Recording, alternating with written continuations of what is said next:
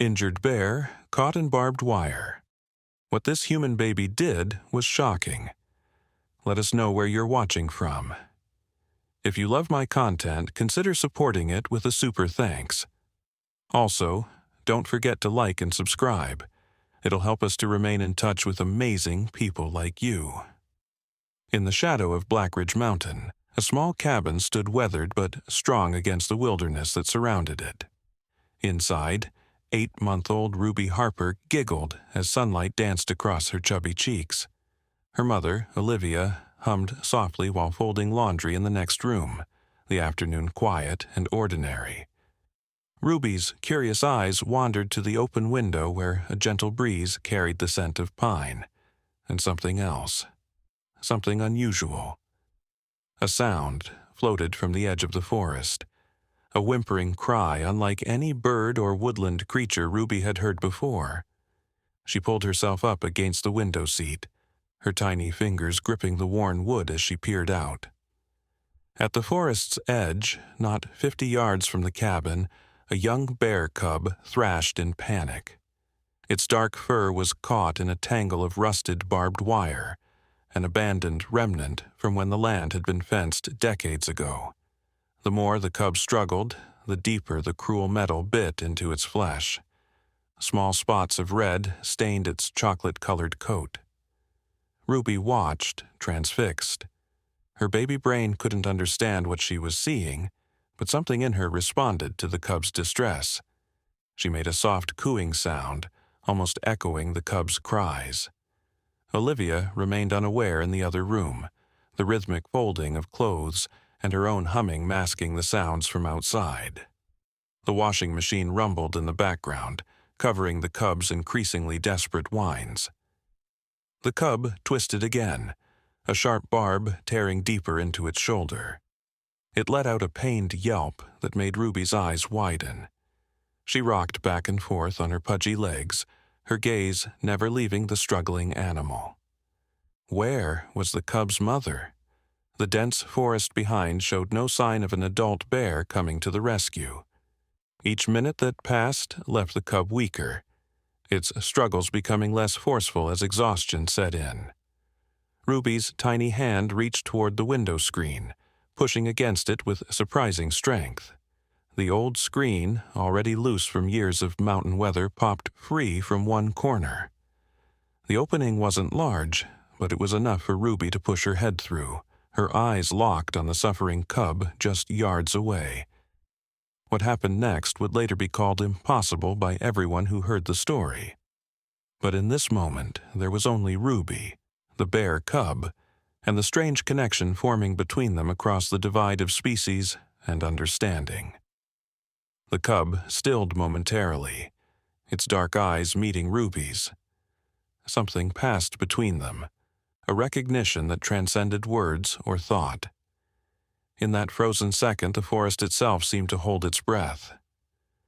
Ruby's mother still folded laundry, unaware of the drama unfolding just outside the cabin walls. Ruby, for her part, made a decision no baby should be capable of making. With determination illuminating her innocent face, she wriggled through the screen opening that had given way beneath her curious fingers. The drop from the window to the ground below wasn't far, but for an 8-month-old it might as well have been a cliff.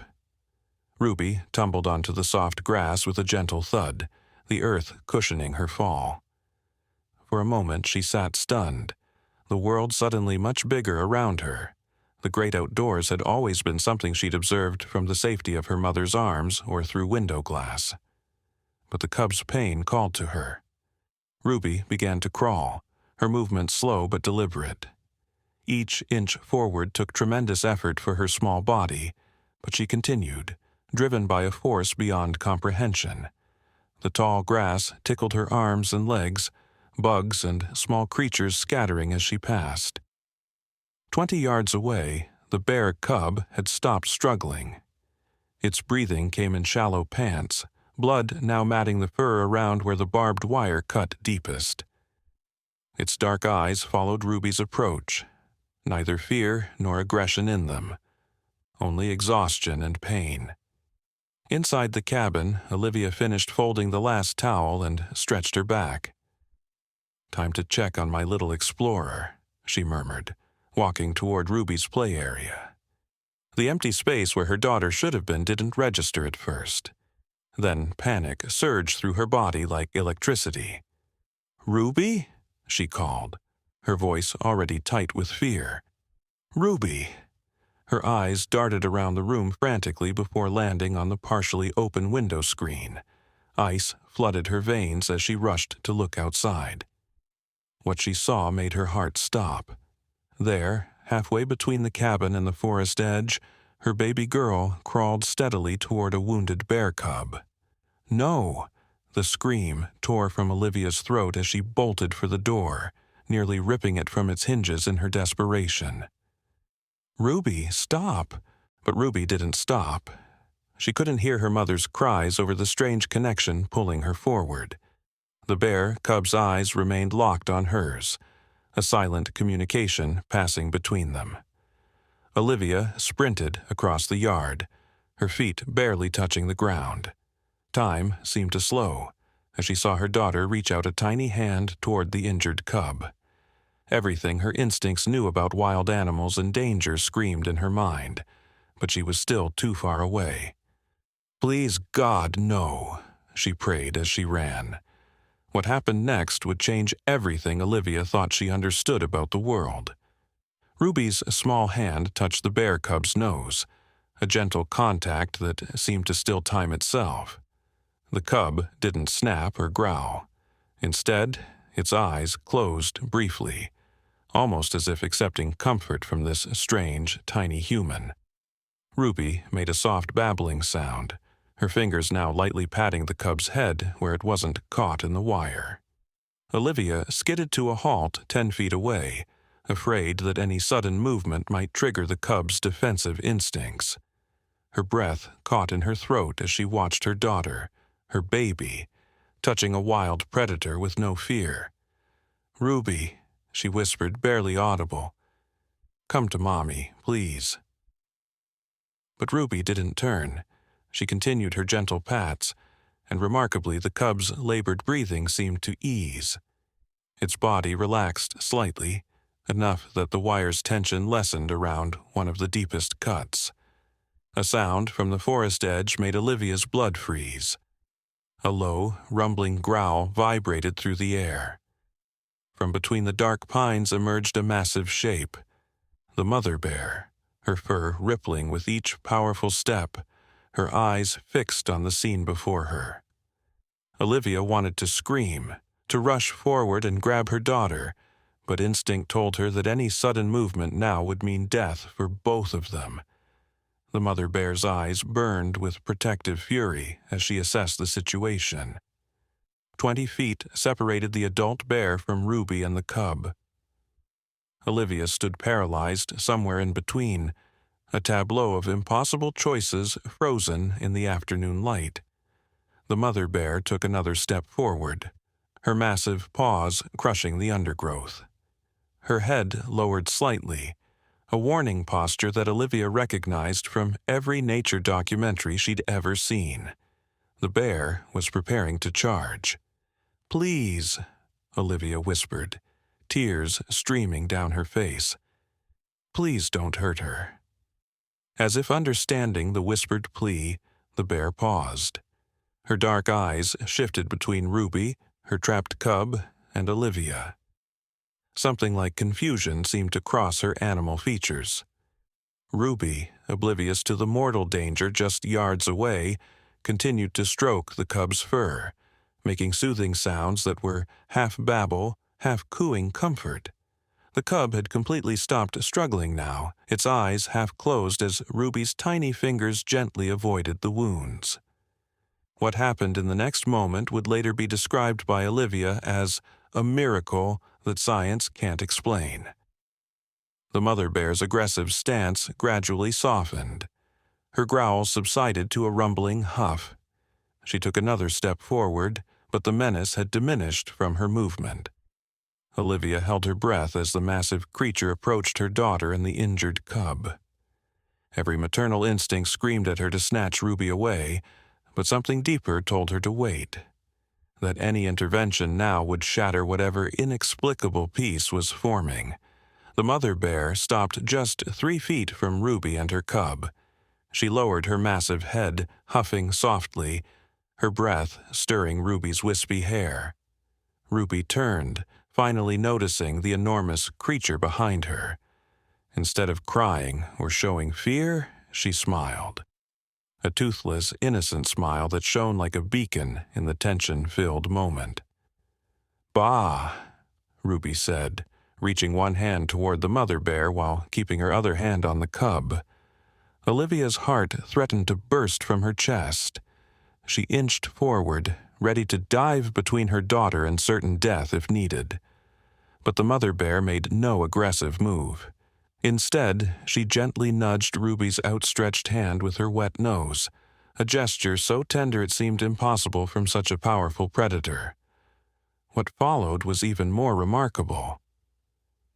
The mother bear stepped carefully around Ruby and approached her trapped cub. With surprising delicacy, she began to inspect the barbed wire, her powerful jaws working cautiously around the metal that imprisoned her young. Ruby watched, fascinated, occasionally patting either the cub or the mother bear with equal affection. The mother bear tolerated this, focused on freeing her offspring. After several tense minutes, the bear managed to bend one section of wire enough that the cub could pull free from part of its entanglement, though several barbs remained embedded in its flesh. The mother bear licked her cub's wounds, whining softly. The cub responded with weak movements, still too exhausted and injured to stand properly. Ruby, witnessing this exchange of care, babbled sympathetically. A new sound interrupted the scene, the crunch of tires on gravel. A pickup truck pulled into the cabin's driveway, and the door slammed as Ruby's father, Marcus, stepped out. He froze immediately upon seeing the tableau before him. His wife standing rigidly at the edge of the yard, his infant daughter sitting beside 2 bears, one of them the largest black bear he'd ever seen. "Olivia?" he called, his voice tight with controlled panic. "What's happening?" The mother bear's head snapped up at the new voice, her protective instinct visibly surging. She positioned herself between Ruby and this new potential threat, a deep growl rumbling from her chest. "Don't move, Marcus," Olivia whispered urgently. "For God's sake, don't make any sudden movements." Marcus stood paralyzed, his eyes wide with terror and confusion. Why is... He couldn't even form a coherent question. The delicate peace wavered as the mother bear assessed this new human. Ruby, seemingly oblivious to the danger, reached up and patted the bear's leg, making soft cooing sounds that sounded almost like reassurance. "Ruby?" Olivia called softly, finding her voice again. "Ruby, sweetie." Ruby turned at the sound of her mother's voice, her face bright with joy, as if she wanted to share her amazing discovery. But the movement disrupted the fragile balance. The mother bear huffed loudly, her muscles tensing. Marcus took an instinctive step forward, and the bear rose slightly on her hind legs, a clear warning. The injured cub whimpered, trying to stand but falling back as the remaining barbed wire pulled at its wounds.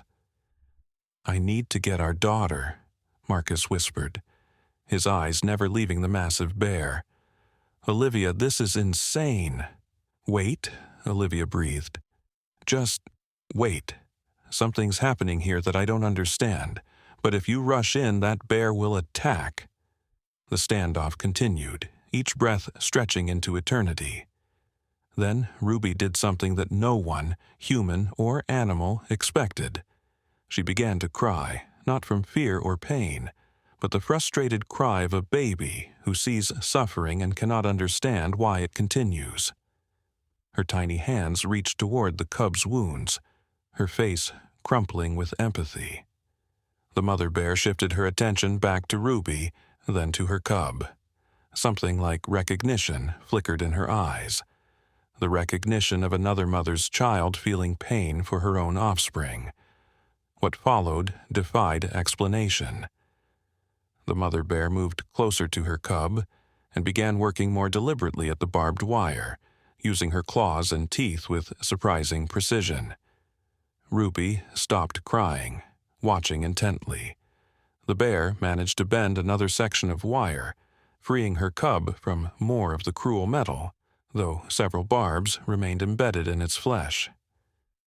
"Marcus," Olivia whispered, "in the shed. The wire cutters." Marcus hesitated, torn between rushing to his daughter and following his wife's instructions. "Trust me," Olivia said, her eyes never leaving the scene before them. "If that bear wanted to hurt Ruby, she would have done it already. Something else is happening here." Reluctantly, Marcus backed away toward the shed, his movements slow and deliberate. The bear watched him go, huffing occasionally but making no move to follow or attack. Ruby continued her gentle touches, alternating between the cub and the mother bear, babbling in her baby language. Remarkably, both bears seemed to accept her presence as natural, even comforting. Marcus returned minutes later with the wire cutters, his knuckles white around the tool. "Now what?" he mouthed to Olivia. Olivia held her breath, her mind racing. Every instinct screamed that approaching a bear and her cub was suicide, but Ruby sat there in the middle of danger, seemingly protected by some unspoken understanding. "I need to help," Olivia whispered. "She's trying to free her baby, but she can't do it alone." "You can't be serious," Marcus hissed, his face pale with fear. "That's a wild bear, Liv." "Just watch Ruby," Olivia said. With painfully slow movements, she began to edge forward, her hands visible, her eyes lowered submissively. The mother bear watched her approach, ears flicking forward and back, but made no aggressive move. Ruby babbled happily at the sight of her mother, reaching out with one hand while keeping the other on the injured cub. This simple gesture, this connection between child and animal, seemed to bridge an impossible gap. When Olivia was just a few feet away, she slowly knelt down, still avoiding direct eye contact with the mother bear. The massive animal huffed, her hot breath visible in the cooling afternoon air, but remained beside her cub. "It's okay," Olivia whispered, not sure if she was reassuring the bears, Ruby, Marcus, or herself. "I'm going to help." With the trembling hands, she extended the wire cutters, showing them to the mother bear as if asking permission. The bear watched, her dark eyes unreadable. Then, in a gesture that Olivia would later describe as more human than animal, the bear stepped back slightly, making room. "Marcus," Olivia called softly, her voice shaking, "I need you to be ready to grab Ruby if things change." Marcus edged closer, his body tense like a coiled spring. The tableau before him seemed impossible. His wife kneeling beside a wounded bear cub, their infant daughter patting both animals, and an enormous black bear standing guard over them all. With exquisite caution, Olivia leaned forward. The wire had cut deeply into the cub's shoulder and flank.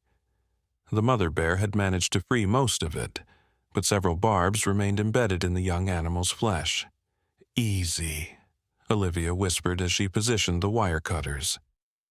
The cub whimpered softly, and Ruby immediately made soothing sounds, patting its head with surprising gentleness for a baby.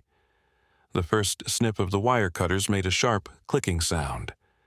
The mother bear huffed and took half a step forward. Marcus tensed, ready to lunge for Ruby. "It's okay," Olivia breathed, freezing in place. "It's okay." After a moment that stretched like eternity, the bear settled again. Olivia continued her delicate work, snipping the barbed wire piece by piece, careful not to cause additional pain to the injured cub. Ruby watched with solemn fascination, occasionally making soft cooing sounds when the cub winced. Finally, the last barb came free. The cub immediately tried to stand, stumbling weakly. Blood matted its fur where the wire had cut deepest, but it was free. The mother bear nudged her baby gently, inspecting the wounds with her nose and tongue. "There you go," Olivia whispered, backing away slowly with the wire cutters. "You're free now." Ruby reached out again, patting the cub's head one last time. The cub nuzzled against her tiny hand, making a soft huffing sound that seemed almost like gratitude. Then, with another gentle nudge from its mother, the cub took a shaky step toward the forest. The mother bear lingered, her dark eyes moving from Ruby to Olivia, then to Marcus, who still stood frozen at the edge of the yard. She made a low sound in her throat, not a growl, but something softer, almost like a rumble of acknowledgement. Then, with surprising gentleness, she leaned down and touched her nose to Ruby's forehead. Ruby giggled, reaching up with both hands to pat the bear's massive snout. The bear allowed this for a brief moment before backing away, turning to shepherd her limping cub toward the safety of the trees. At the forest's edge, the mother bear paused, looking back one final time at the humans who had helped rather than harmed. The evening light caught her eyes, making them gleam with what looked almost like intelligence and gratitude. Then, with her cub beside her, she disappeared into the shadows between the pines. For several long moments, no one moved. Then Olivia rushed forward, scooping Ruby into her arms, holding her so tightly that Ruby squeaked in protest. "My God," Marcus breathed, joining them, his arms encircling both his wife and daughter. "What just happened?" How did you?" Words failed him as the full weight of what they'd witnessed settled over them. Olivia looked down at Ruby, who was babbling happily, completely unaware of the miracle she had somehow orchestrated. "I don't know," Olivia whispered, tears streaming down her face. "I've never seen anything like it. She wasn't afraid at all. It was like they understood each other." Marcus ran a trembling hand over Ruby's soft hair. "We could have lost her, if that bear had been aggressive." "But she wasn't," Olivia said, her voice strengthening with wonder. She recognized something in Ruby, some kind of innocence or compassion that transcended the barriers between us. As they walked back to the cabin, the setting sun painting the sky in vibrant oranges and reds, Olivia couldn't stop thinking about what she had witnessed. Ruby had reached across an impossible divide, human and wild, predator and prey, and created a moment of connection that defied explanation. That night, after Ruby had been bathed and put to bed, Olivia and Marcus sat on the porch, a blanket draped over their shoulders against the mountain chill. The forest loomed dark and mysterious before them, the same forest that had always seemed threatening now transformed by what they had experienced. "Should we tell anyone?" Marcus asked, his voice quiet in the night air. "Would anyone even believe us?" Olivia leaned against his shoulder, her eyes fixed on the stars emerging above the tree line. "I'm not sure I believe it myself, and I was there." She paused, remembering the gentle touch between her daughter and the massive predator. "But it happened, Marcus. I saw it with my own eyes." "The rangers should know about the barbed wire," Marcus said. "There might be more of it out there, dangerous to animals and people alike." "We can tell them that," Olivia agreed. "But the rest—" She trailed off, uncertain. The next morning, Marcus drove into town to speak with the local forest ranger, explaining only that they had discovered dangerous old barbed wire on their property edge and that a bear cub had been injured by it. The ranger promised to send a team to search for and remove any remaining wire in the area. What Marcus didn't share was how they had discovered the wire, or the impossible interaction between his infant daughter and the bears. Some things, he decided, were too sacred, too extraordinary for casual telling. Days passed, and life at the cabin returned to a semblance of normality. Ruby continued her babbling play, showing no signs that anything unusual had happened. But Olivia noticed that her daughter's gaze often drifted to the window, to the forest beyond, as if looking for something or someone that had touched her life. A week after the incident, Olivia was hanging laundry in the yard when she felt a prickling sensation on the back of her neck, the feeling of being watched. Slowly, she turned toward the forest edge. There, half hidden in the shadow of a tall pine, stood the mother bear. Beside her, the cub had healed remarkably, though a patch of fur remained missing where the worst of the wounds had been. The two bears stood motionless, watching the cabin, watching Olivia. Heart pounding, Olivia backed slowly toward the porch. Not out of fear this time, but to call for Marcus. By the time they both returned to the yard, the bears had vanished, leaving only broken twigs and paw prints as evidence they had been there at all. "They came back," Olivia whispered, awed. "They came to see us." This was only the beginning of something extraordinary. Over the next few weeks, sightings of the mother bear and her cub became more frequent. At first, they remained distant, watching from the forest edge, never approaching but never fully leaving either. Marcus began documenting their appearances, noting dates and times in a leather-bound journal he'd previously used for tracking weather patterns. "It's like they're studying us," he murmured one evening, after spotting them near the garden. "Learning our routines." Olivia found herself leaving small offerings at the forest edge, berries she'd gathered, or occasionally fish purchased from the market in town. These offerings would disappear overnight, the only evidence of the visitors being distinctive paw prints pressed into the soft earth. Ruby's first birthday approached as summer deepened across the mountains. Olivia's parents arrived from the city, bringing presents and disbelief at their daughter's choice to live so remotely.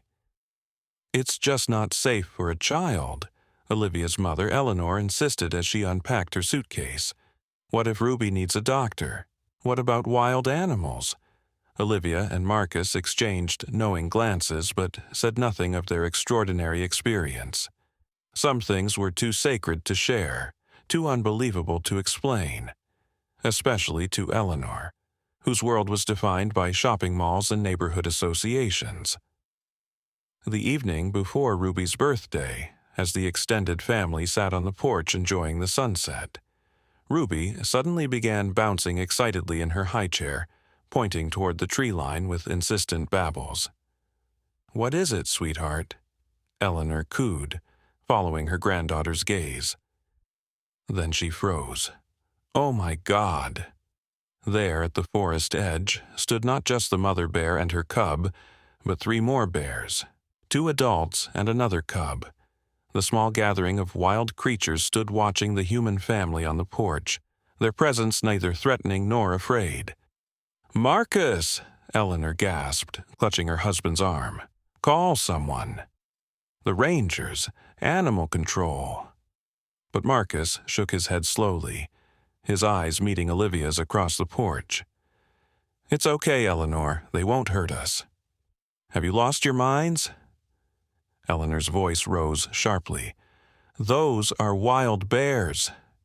Ruby continued her excited bouncing, making the same cooing sound she'd used when comforting the injured cub months earlier. The bears seemed to respond, the cubs moving slightly forward before being gently checked by their mothers. What followed was a tense standoff. Eleanor and her husband George frozen in terror, while Marcus and Olivia maintained a calm that came from understanding something that defied explanation. Ruby, oblivious to the adults' reactions, continued her delighted babbling, clearly recognizing her unusual friends. After several minutes, the bears melted back into the forest, disappearing as silently as they had come.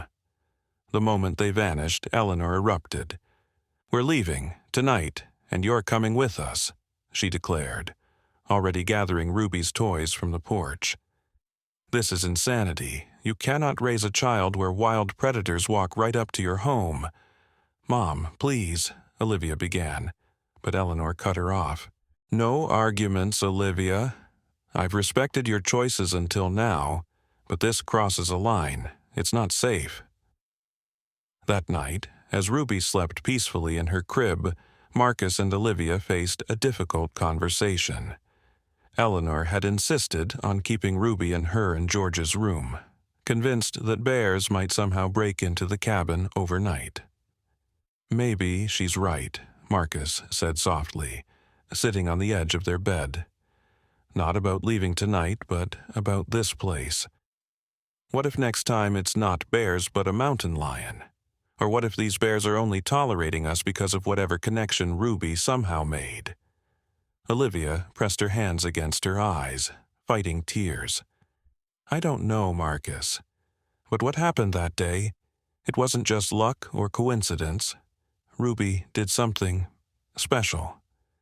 Something I can't explain, but I felt it." Their whispered debate continued late into the night, neither reaching a conclusion that satisfied both their rational fears and their sense of wonder at what they had witnessed. Morning brought no resolution, but it did bring unexpected visitors. As Olivia prepared breakfast, a government SUV with Forest Service markings pulled into their driveway. 2 uniformed rangers and a woman in civilian clothes stepped out, their expressions serious as they approached the cabin.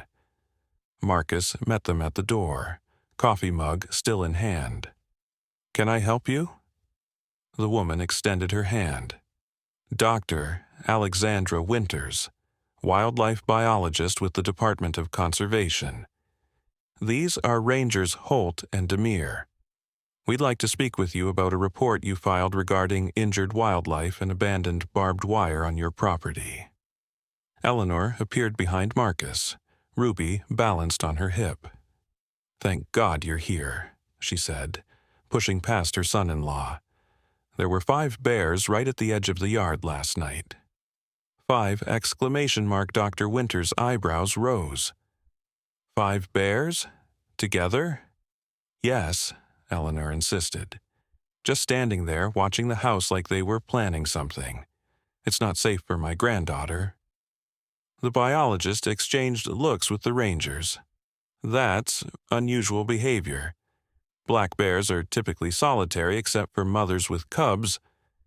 "Please, come in," Olivia said, wiping her hands on a dish towel as she joined them. "We can explain." Over the next hour, sitting around the kitchen table with coffee and Olivia's homemade muffins, Marcus and Olivia recounted their experiences, edited versions that omitted Ruby's impossible role in the initial encounter. They described finding the injured cub, carefully freeing it from the wire, and the subsequent peaceful departures and returns of the bears.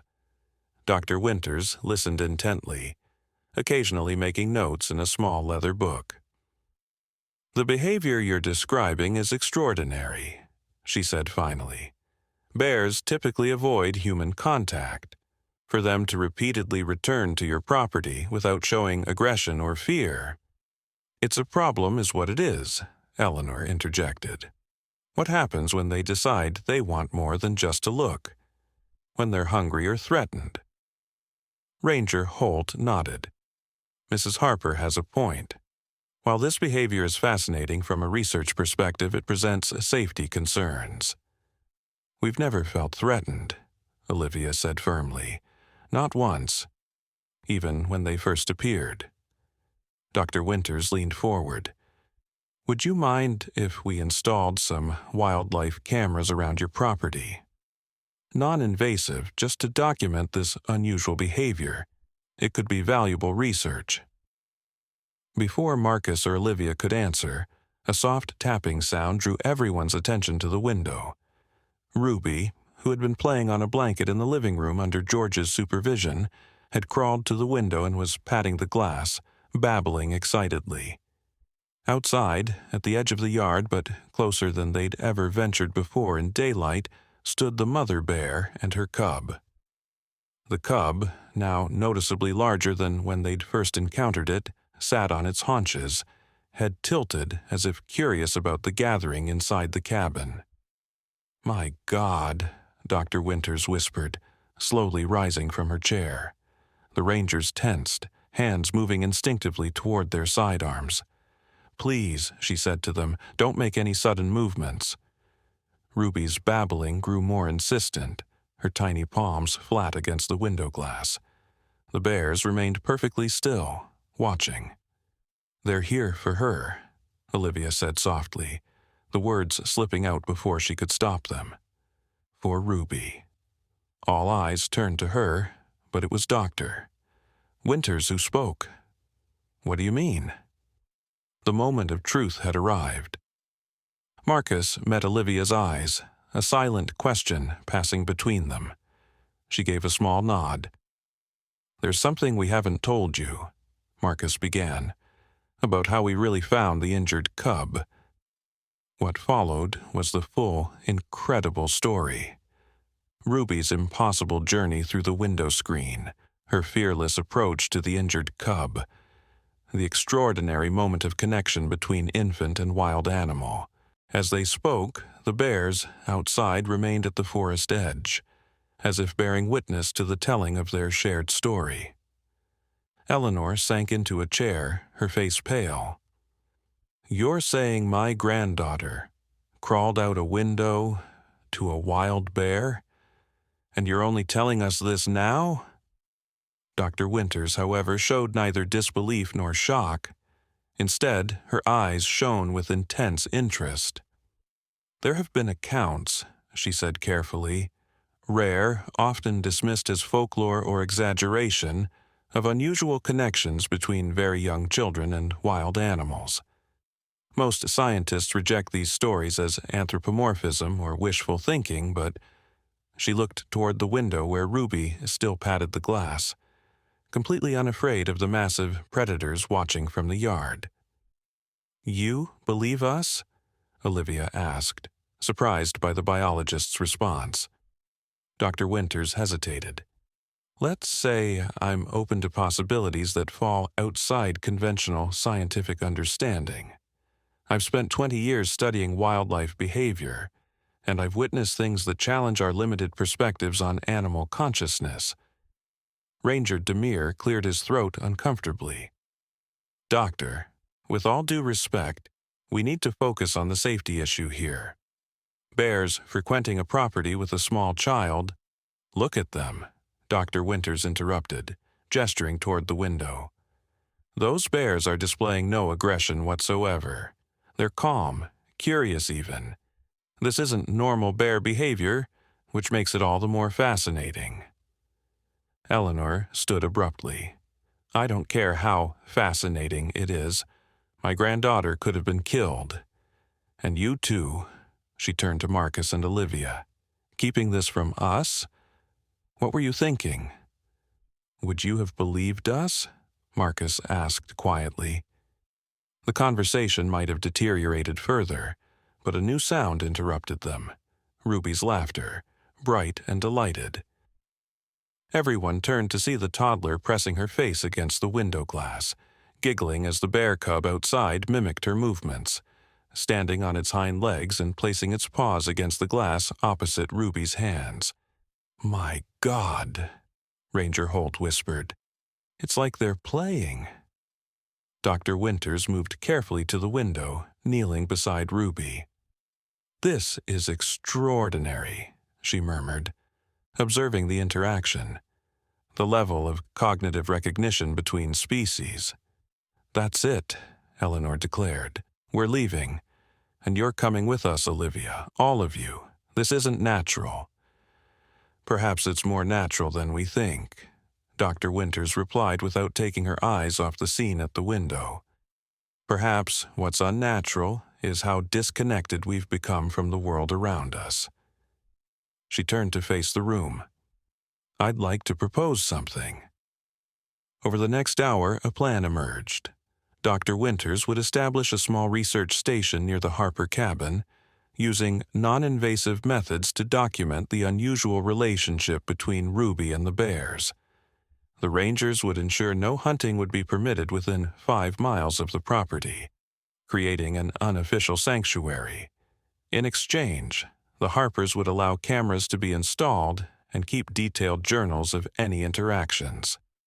Eleanor and George remained adamantly opposed, threatening to seek legal intervention to remove Ruby from what they perceived as a dangerous environment. The tension in the small cabin grew until Dr. Winters made a surprising suggestion. "Why don't we ask Ruby?" Everyone stared at her in confusion. "She's barely a year old," Eleanor protested. "She can't possibly—" "Not with words," Dr. Winters acknowledged.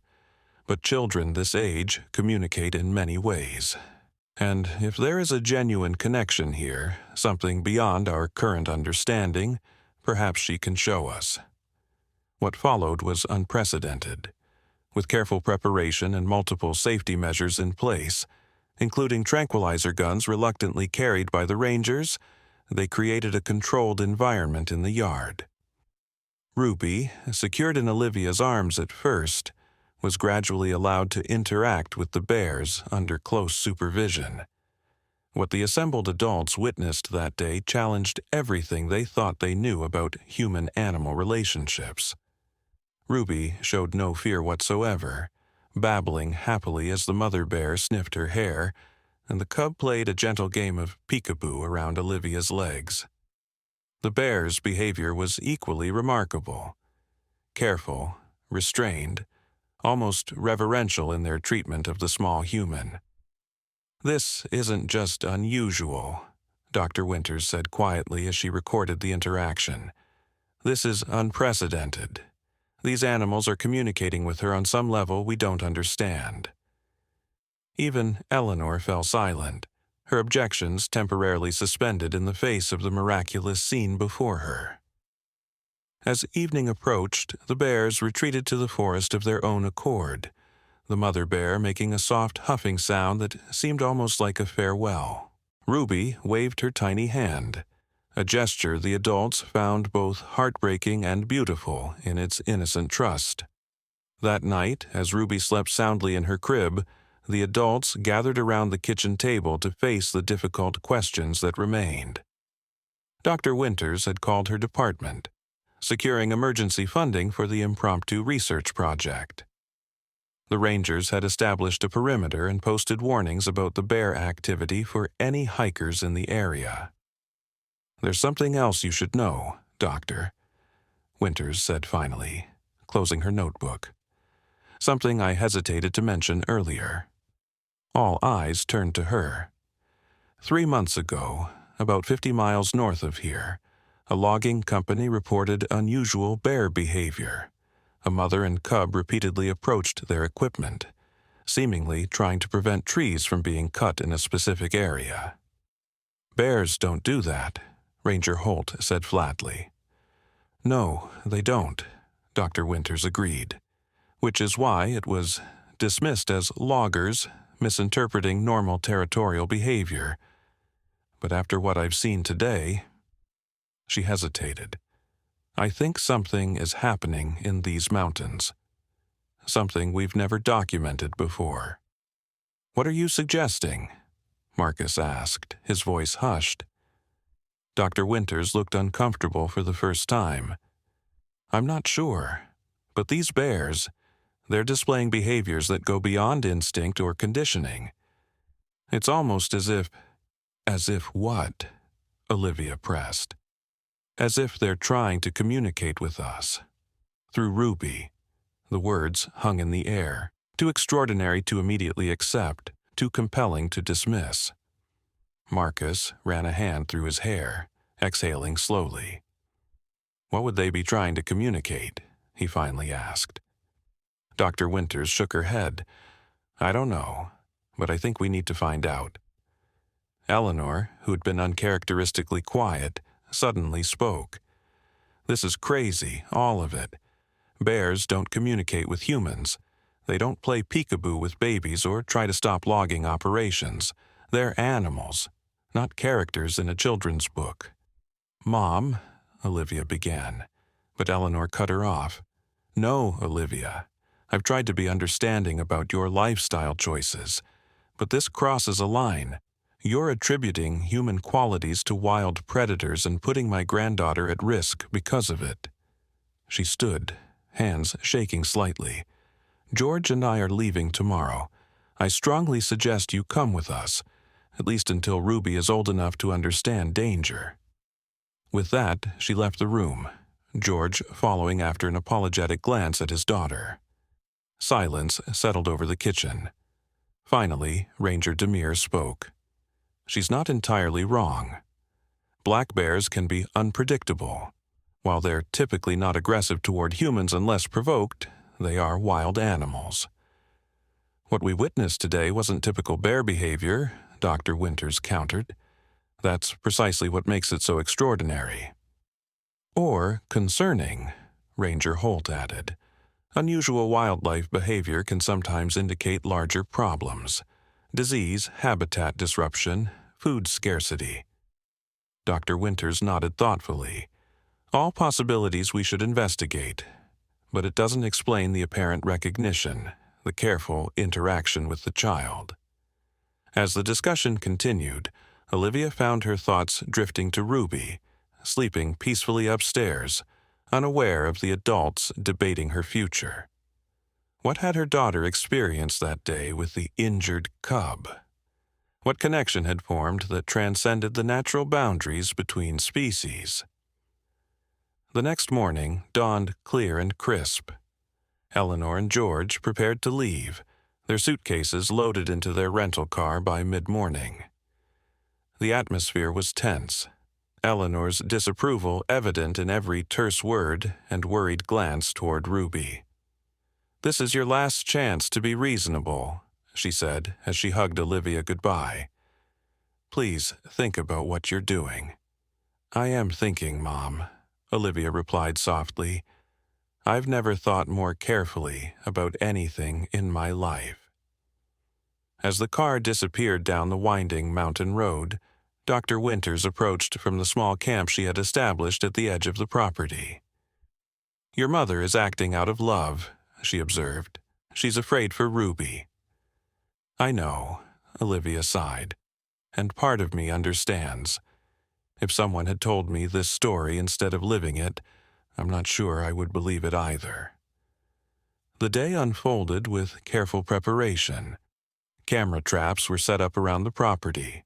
Sensors were installed to record temperature, sound, and movement, and a small observation blind was constructed near the forest edge.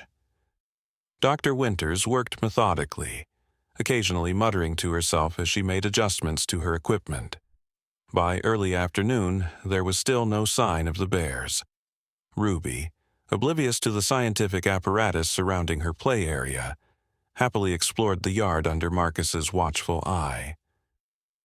"Maybe they won't come today," Marcus suggested as he helped Dr. Winters adjust a camera. "They're wild animals. They don't keep schedules." "True," she acknowledged, "but given the pattern you've described and what I witnessed yesterday, I'd be surprised if—" She stopped mid-sentence, her attention caught by something at the forest edge. Not the bears this time, but a flash of movement. Something small and quick, darting between the trees. "What was that?" Marcus asked, following her gaze. Before she could answer, more movement drew their eyes. From different points along the forest boundary, animals began to emerge. Not just bears this time, but deer, a fox, even a wary bobcat keeping its distance from the others. They gathered at the edge of the clearing, a diverse assembly of creatures that would normally avoid each other's territories. "This isn't possible, Doctor," Winters whispered, frantically adjusting her camera to capture the scene. "These species don't coexist peacefully. They don't gather." Ruby, who had been playing with blocks on a blanket, suddenly noticed the animals. She dropped her toy and pointed, letting out a delighted squeal that carried across the yard. At the sound, several of the animals turned their heads in unison, focusing on the child with an intensity that sent shivers down Marcus's spine. "Olivia," he called softly toward the cabin. "You need to see this." Olivia emerged onto the porch, dishcloth still in hand, and froze. "What's happening?" she asked, her voice barely audible. Dr. Winters shook her head, speechless for once. The animals maintained their positions, neither advancing nor retreating, creating a living boundary between forest and clearing. Then, from between two large pines, the mother bear and her cub emerged. The other animals parted slightly, creating a path as the bears moved forward. Ruby babbled excitedly, trying to crawl toward them before Marcus gently held her back. "Not yet, sweetie," he murmured. "Let's see what they do." The mother bear stopped several yards into the clearing, her cub close beside her. She raised her head, seeming to test the air with her sensitive nose, then made a soft huffing sound. The cub moved forward alone, cautiously approaching Ruby and Marcus. "Stay very still," Dr. Winters advised, though Marcus needed no instruction. His heart hammered in his chest as the young bear stopped just a few feet away from his daughter. Ruby showed no fear. She reached out a tiny hand toward the cub, babbling in her baby language.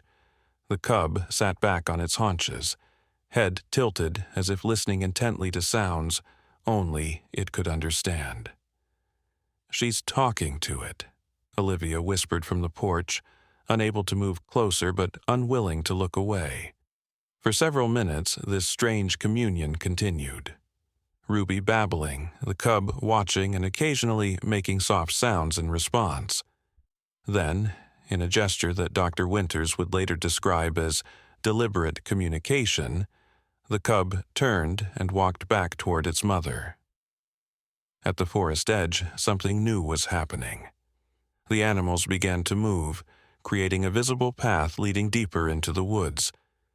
The mother bear and her cub stood at the entrance to this living corridor, then looked back toward the humans.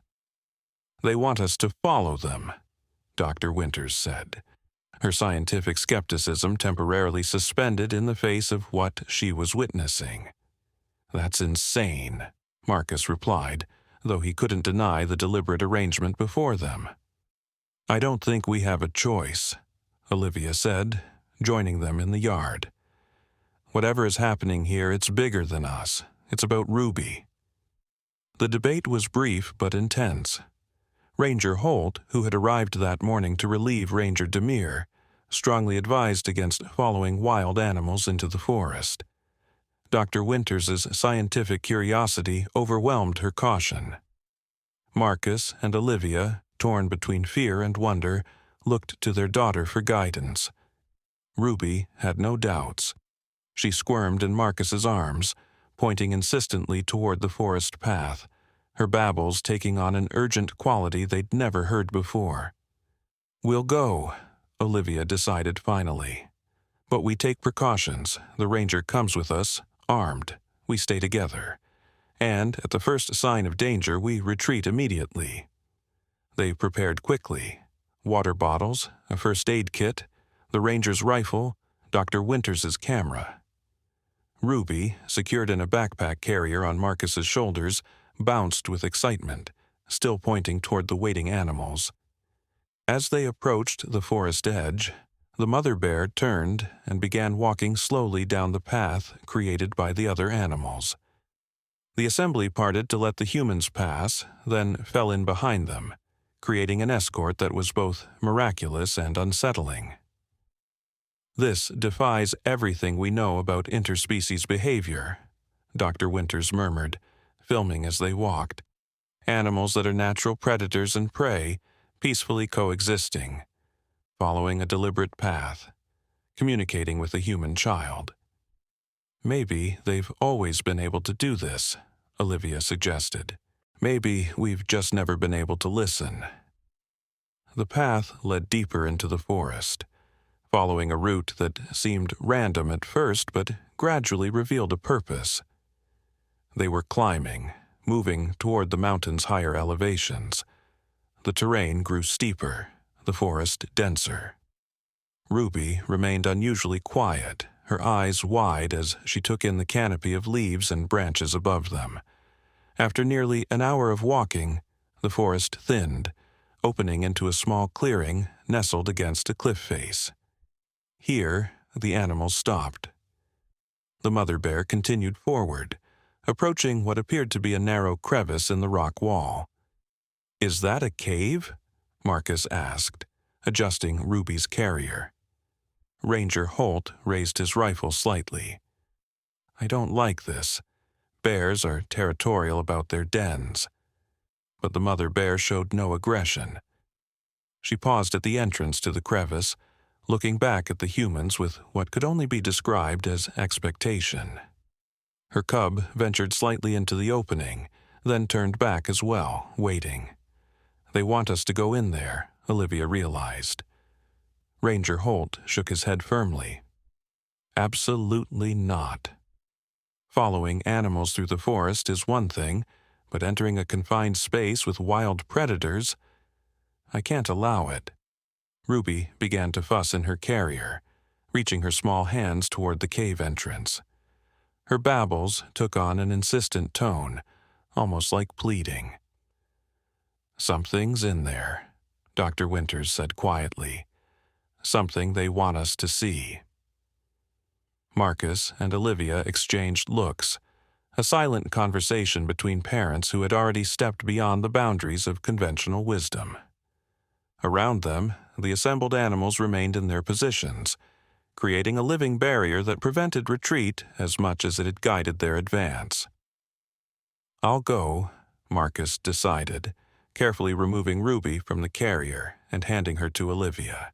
"If it's safe, I'll come back for you." "No," Olivia said immediately, holding Ruby close. "Whatever this is about, it's connected to Ruby. We go together, or not at all." Ruby squirmed in her mother's arms, still reaching toward the cave entrance, her tiny face scrunched with determination. Ranger Holt looked from the family to the waiting bears, conflict evident in his expression. "This goes against every protocol and all my training," he said finally, "but I can't deny what I've seen today." He adjusted his grip on his rifle. "I'll go first. Dr. Winters, you stay at the entrance with your camera. If anything happens, you run and get help." The biologist nodded reluctantly, positioning herself to document what was quickly becoming the most extraordinary wildlife encounter ever recorded. The crevice was narrow, but not impossibly so. Ranger Holt went first, flashlight in one hand, rifle ready in the other. Marcus followed, with Olivia and Ruby close behind. The mother bear and cub waited until they had entered, then followed, their massive bodies somehow navigating the tight space with surprising grace. Inside, the passage widened into a small cavern. Holt's flashlight beam revealed ancient rock walls covered with moisture that glittered like stars. The air was cool and smelled of earth and something else, a sweet, unfamiliar scent that seemed to grow stronger as they advanced. Ruby had gone quiet in Olivia's arms, her eyes wide as she took in their surroundings. Even in the dim light, they could see her expression had changed from excitement to something like reverence. The passage continued deeper, eventually opening into a larger chamber where natural light filtered in from a narrow fissure in the ceiling. What they saw there stopped them in their tracks. The chamber's walls were covered with paintings, not the crude stick figures of ancient cave art, but detailed, vibrant images that seemed to shimmer with their own inner light. Animals of all kinds filled the rock canvas. Bears, wolves, deer, birds, creatures both familiar and strange. And among them, unmistakably, were human figures, small, childlike forms with outstretched hands. "What is this place?" Marcus whispered, his voice echoing slightly in the chamber. The mother bear moved forward, her cub beside her, approaching the far wall where the painting seemed most concentrated. There, beneath the largest image, a child surrounded by a circle of animals. A soft blue light emanated from what appeared to be a small pool set into the rock floor. Ruby began squirming again, reaching toward the glowing water with insistent sounds. The mother bear turned to look at them, then back at the pool, her meaning clear even without words. "She wants us to take Ruby to the water," Olivia said softly. Ranger Holt raised a hand in caution. "We have no idea what that is. It could be toxic, radioactive." "It's why they brought us here," Marcus interrupted. "All of this. The bears coming to our home, the animals guiding us through the forest. It was to bring Ruby to this place." Dr. Winters had followed them into the chamber, her camera capturing everything despite her obvious awe. "The paintings," she said, her voice hushed with wonder. "They're telling a story. Look at the patterns, the repetition of the child figure throughout." Indeed, as their eyes adjusted to the dim light, they could see the narrative unfolding around the chamber walls, scene after scene of children communing with animals, hands reaching across the divide between species, blue light connecting them all. This has happened before, Olivia realized, tracing one image with her fingertips. Children like Ruby, who could communicate with animals somehow. The mother bear huffed softly, moving closer to the glowing pool. Ruby's reaching became more urgent, tears forming in her eyes as she strained toward the blue light. "I think we need to let her touch it," Marcus said finally. "What do we do?" she asked Ruby, accepting in that moment that their 1-year-old had somehow become their guide. Ruby looked down at the crystal pulsing in her hands, then back at her mother with eyes that held ancient wisdom. "We show them," she said simply. "Show them what they can't see." Another rumble shook the cave, stronger than before. Small fragments of rock showered down from the ceiling. "Whatever we're going to do, we need to do it now," Ranger Holt urged, glancing nervously at the unstable ceiling. This whole system could collapse if they hit the wrong spot with those explosives. The silver-tipped bear huffed impatiently, nudging Ruby toward the entrance. The toddler nodded, clutching the crystal close to her chest as she headed for the cave opening. The adults followed, emerging into the forest clearing just as another tremor rippled through the ground. The sound of machinery was closer now, the grinding of gears, the roar of engines, the crashing of falling trees. Through the forest, they could see flashes of yellow metal as the equipment advanced. Ruby turned to the silver-tipped bear, their eyes meeting in silent communication. Then she spoke to her parents in that unnervingly adult voice. "The heart needs to call all of them, every animal. They need to stand together." Before anyone could question what she meant, Ruby raised the crystal over her head. The blue light intensified, sending beams of luminescence shooting between the trees.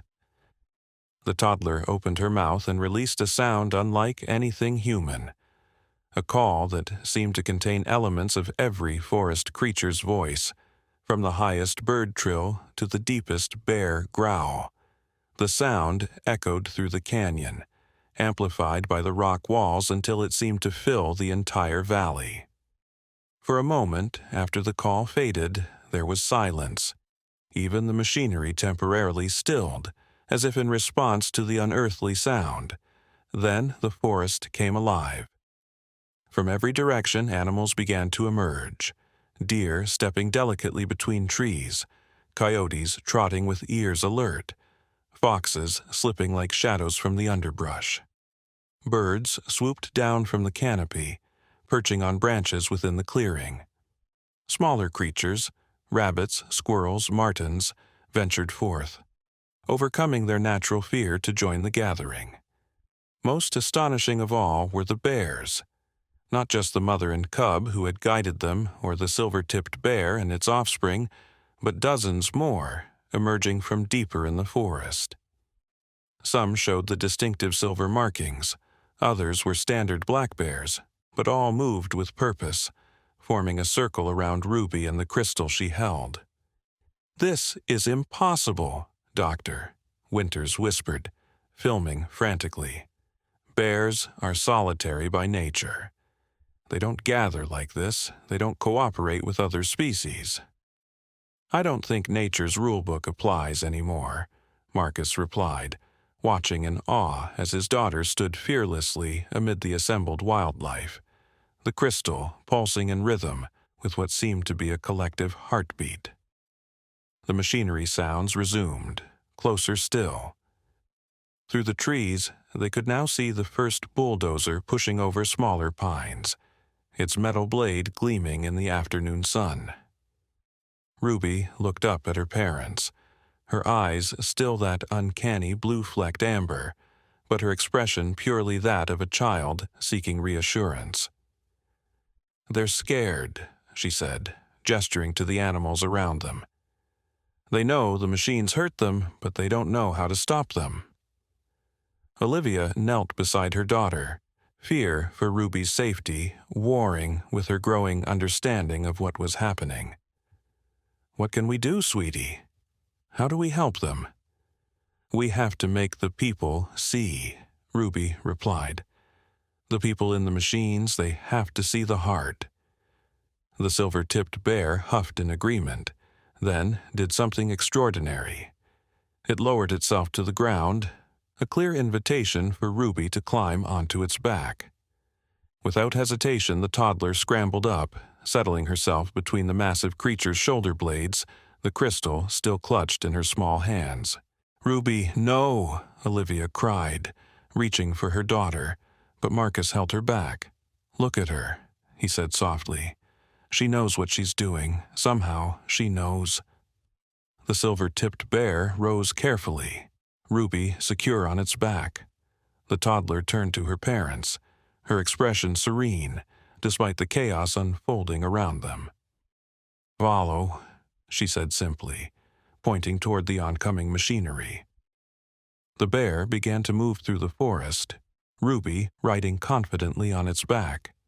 The other animals fell in behind them, a procession unlike anything seen in the modern world, dozens of species moving together with common purpose.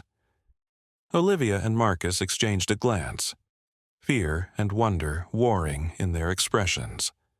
Then, without a word, they fell in step behind their daughter and her extraordinary mount. Dr. Winters and Ranger Holt followed, the scientist still filming, the ranger with one hand on his sidearm, though his expression suggested he no longer believed the weapons would be of any use in this situation. They emerged from the dense forest onto the construction site, just as a team of workers was setting explosive charges against a rock face. Machinery stood poised to clear the blasted stone. Bulldozers, excavators, dump trucks forming a mechanical line of destruction. The workers froze at the sight before them. A massive bear carrying a small child, followed by a procession of wildlife that defied natural order. And behind them, 4 adults with expressions ranging from terror to awe. "What the hell?" one worker shouted, dropping his equipment and backing away. "Is that a kid? On a bear?" Another called, pulling out his phone to record the impossible scene. The construction foreman stepped forward, his hard hat pushed back on his head in shock. "Someone want to tell me what's going on here?" he demanded, though his voice trembled slightly. Ruby raised the crystal, which now pulsed with blinding intensity. "You're hurting the mountain's heart," she said, her child's voice carrying with unnatural clarity across the clearing. "You have to stop."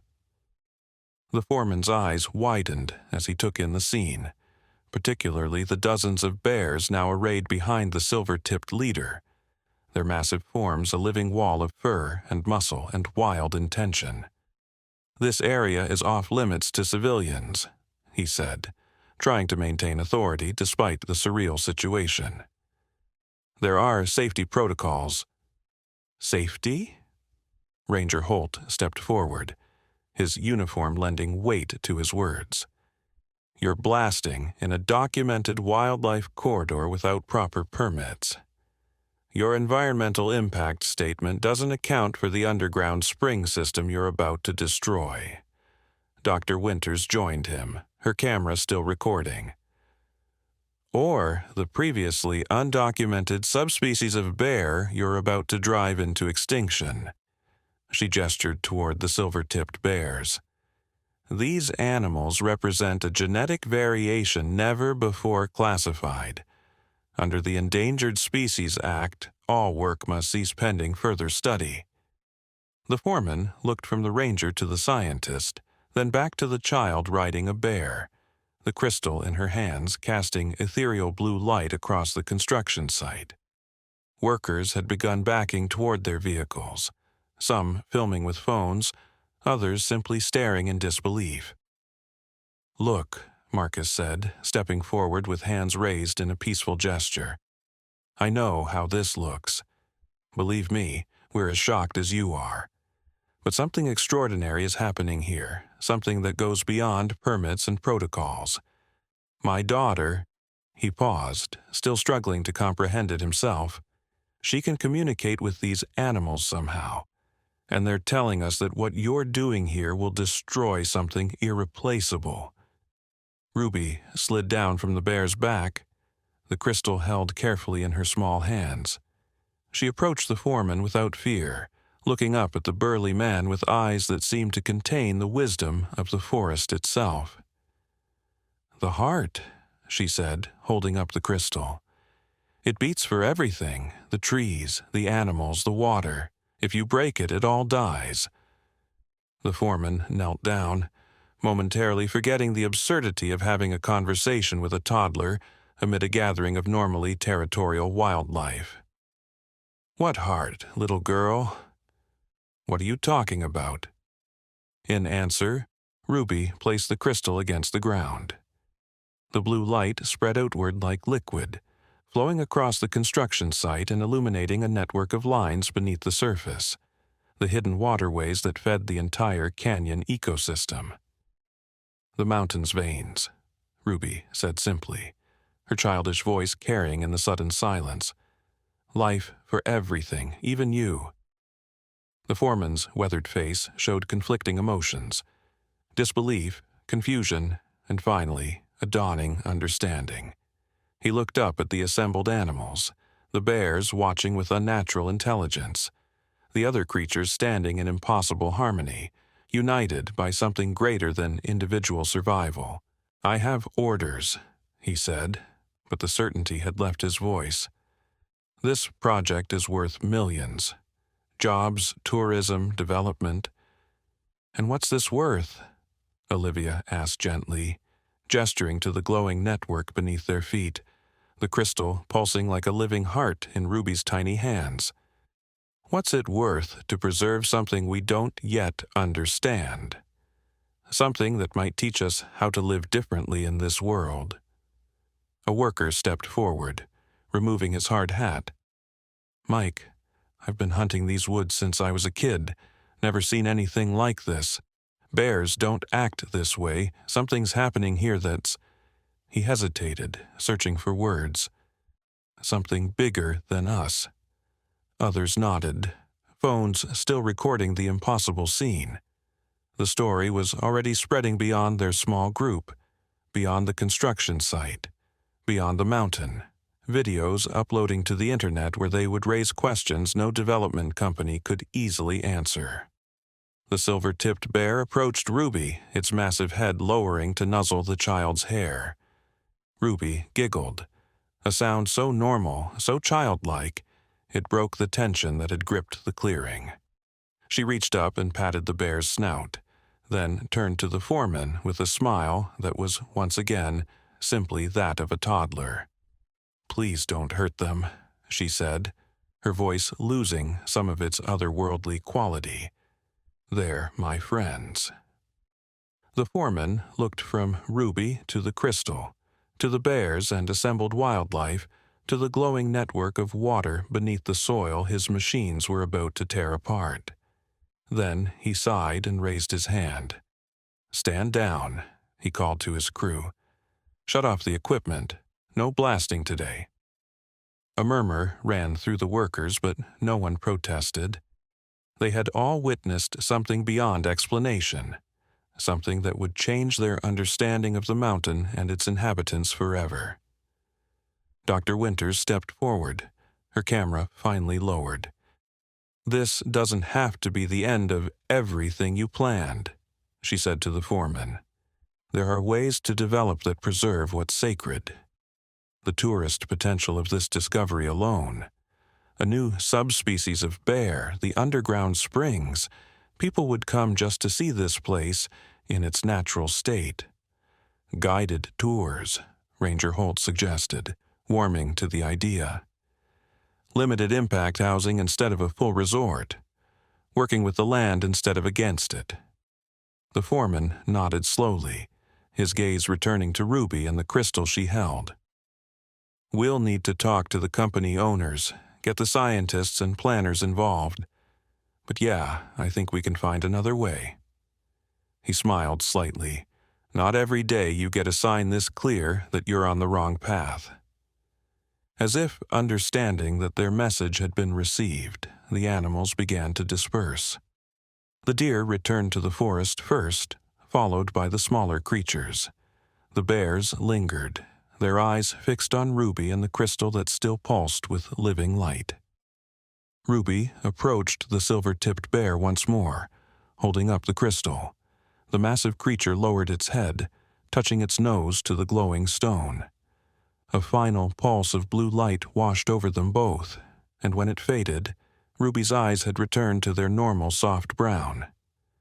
"Baba," she said, suddenly just a toddler again, reaching up to pat the bear's snout one last time.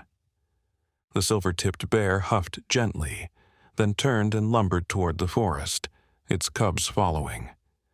The other bears melted away into the trees until only the mother bear and her cub, the ones who had first connected with Ruby that fateful day by the cabin, remained at the forest edge.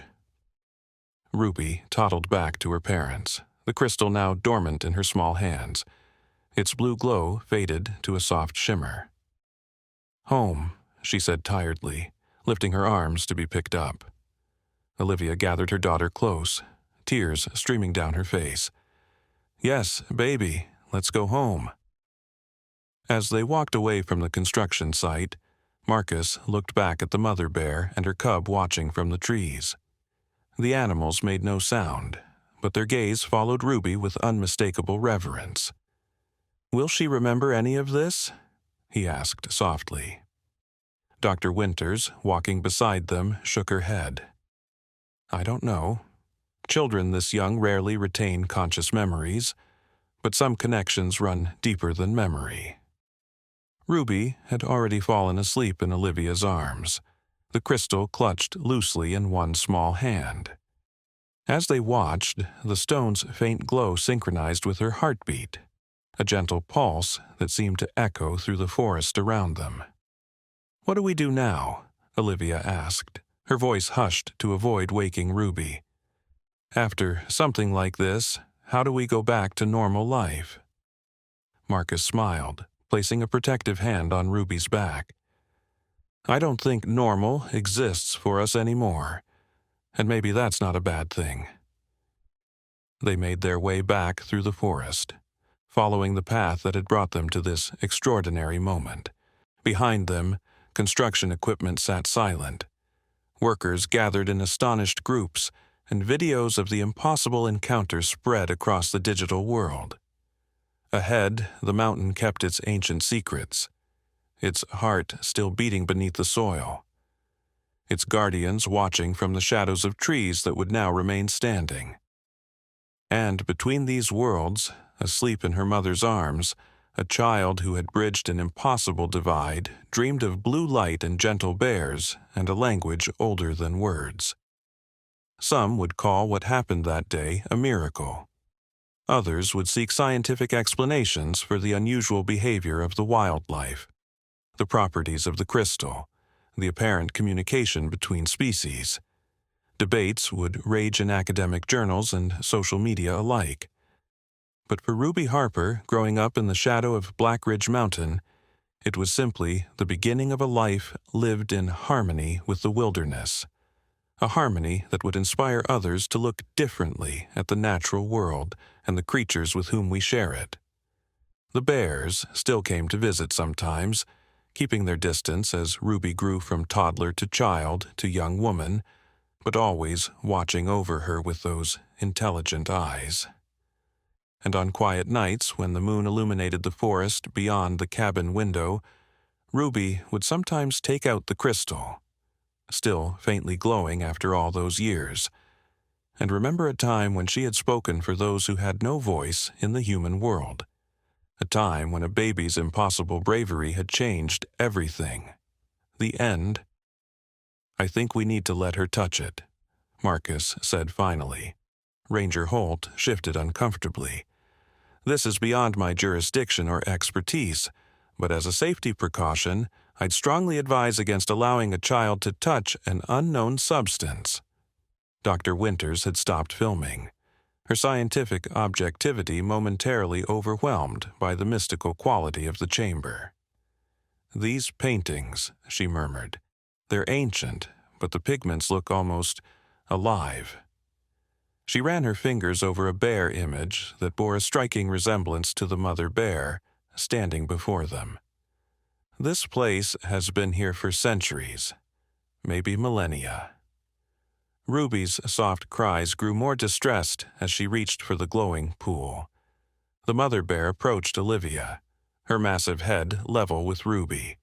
For a moment, woman and bear looked into each other's eyes, a silent exchange that transcended species. Then, the bear made a gentle huffing sound and nodded toward the water. "She's telling us it's safe," Olivia said, her voice filled with certainty.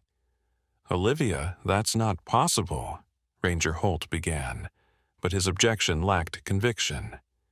After what they had witnessed today, what was truly impossible anymore? Marcus placed his hand on Olivia's shoulder.